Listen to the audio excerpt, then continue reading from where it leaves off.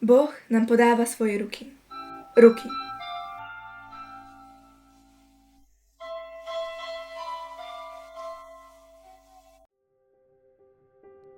Ruky k pomoci.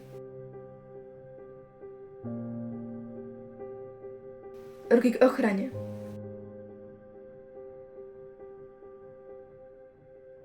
Ruky k láske.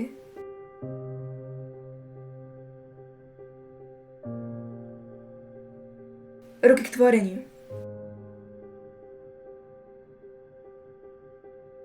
Ruky k dávaniu. Ruky k vyliečeniu. Ruky na to, aby sme ho milovali aj seba navzájom. Ale my ľudia sa od Boha odvraciame.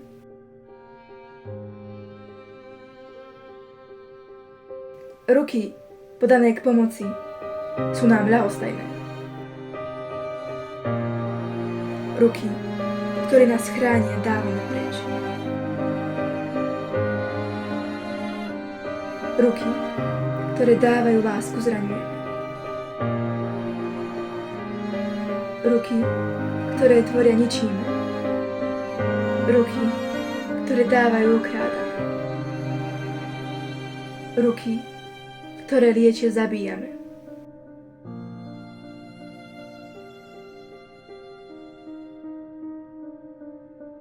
Ale Boh natiahol svoje ruky k svetu.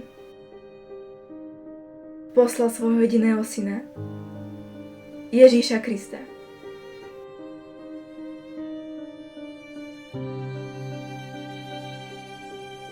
Pomáhať a učiť nás pomáhať. Chrániť a učiť nás chrániť. Milovať a učiť nás milovať. Tvoriť a učiť nás tvoriť. Dávať a učiť nás dávať. Liečiť a učiť nás liečiť. Boh k nám natiahol svoje ruky. Ale ľudia, my ľudia, sme dali jeho ruky preč.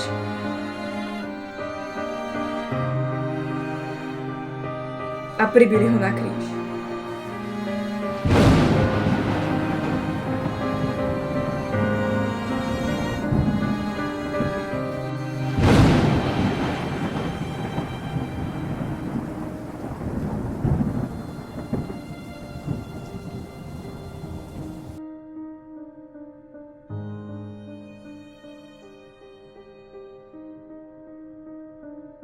A nechali ho zomrieť.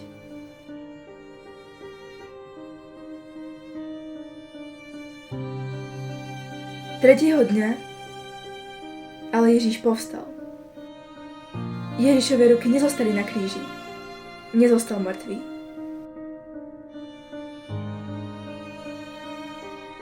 Tretieho dňa povstal. A tak aj dnes.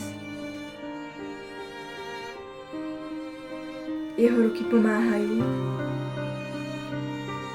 chránia, milujú, tvoria, dávajú a liečia. Naťahuje k nám svoje ruky. Niekto jeho ruky príjme,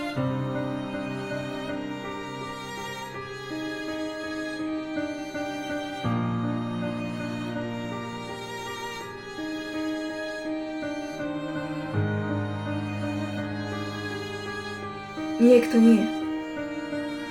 Ale tí, ktorí tak činia, sa stávajú jeho pomocnými rukami v tomto svete. Voľba je na vás, aby ste ho prijali.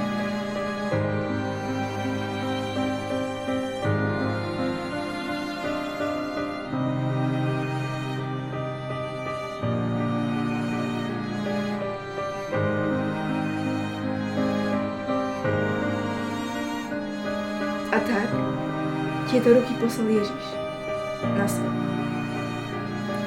aby boli svedkami že Ježiš je pravdivý.